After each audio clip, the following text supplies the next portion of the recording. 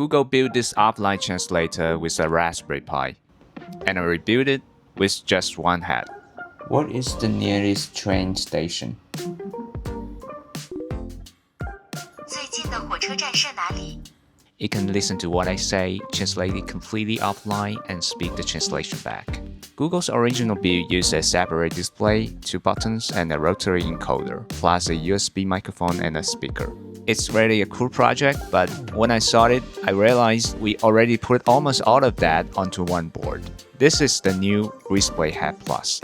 The entire hat is the same size as a Raspberry Pi 5, but packed into that tiny footprint is a 2.8-inch 640 by 480 DSI display with multi-touch, dual onboard microphones, and dual speakers.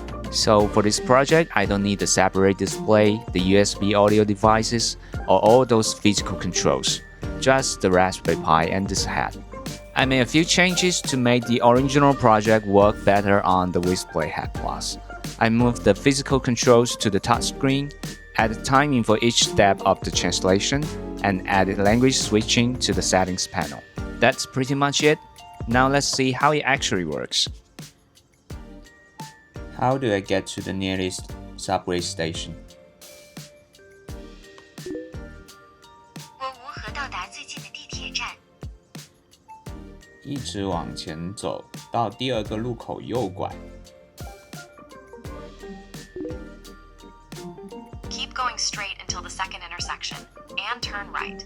And this translator is just one of the things you can build with the new Whisplay HAT Plus. We are getting ready to launch it soon. If you want to be one of the first to get one, join the Whisplay HAT Plus waitlist through the link in the description. I will see you in the next build.